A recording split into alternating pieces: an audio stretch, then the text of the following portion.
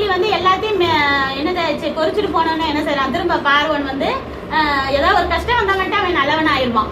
அப்ப என்ன செய்வான், மோசையை கூப்பிட்டு சொல்றான், நாங்க திரும்ப தப்பு பண்ணிட்டோம், நீங்க போங்க, இப்ப மனைவி பிள்ளைகள் எல்லாம் கூப்பிட்டு போங்க அப்படின்னு சொல்றான். ஆனா ஆடு மாடெல்லாம் இங்க இருக்கட்டும், நீங்களும் உங்க ஃபேமிலியா மட்டும் போயிட்டு வாங்க, ஆனாலும் வனாந்தரத்துல ரொம்ப தூரம் போயிடாதீங்க, அப்ப திரும்ப வர்றதுக்கு லேட் ஆயிரும், நீங்க கொஞ்சம் பக்கத்துல போயிட்டு பக்கத்துல வாங்க அப்படின்னு சொல்றான். ஏன் எதுக்காக ஆடு மாடை விட்டுட்டு போங்கன்னு சொல்றான், அவங்க சொத்து பத்தெல்லாம் இங்க இருந்துச்சுன்னா, வீடெல்லாம் இருந்துச்சுன்னா என்ன செய்வாங்க, திரும்ப எப்படி இங்க தானே வரணும், அதுக்காக அவன் வந்து அப்படி தந்திரமா பதில் சொல்றான். மோசே சொல்றாரு, அது எப்படி, நாங்க வந்து எங்க ஆடு மாடை கொண்டுட்டு போய் தானே அங்க பலி கொடுக்க முடியும், நீங்க அதையே விட்டுட்டு போங்க அப்படின்னு சொல்றீங்க அப்படின்னு சொல்லும் போது, இல்ல நான் ஆடு மாடெல்லாம் விட மாட்டேன் அப்படின்னு சொல்லிட்டு திரும்ப அவன் மனசு என்ன ஆயிடுச்சு, காடா ஆயிடுச்சு. ஆமா, கல் மனசு ஆயிடுச்சு, விடவே மாட்டேங்கிறான்.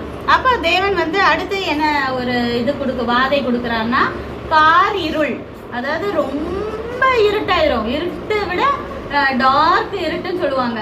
அதாவது வந்து சுத்தமா நம்ம கண்ணுக்கு முன்னாடி என்ன இருக்குன்னே தெரியாது, கும்ம இருட்டுன்னு சொல்லுவாங்கல்ல, கொஞ்சம் கூட வெளிச்சமே இல்லாம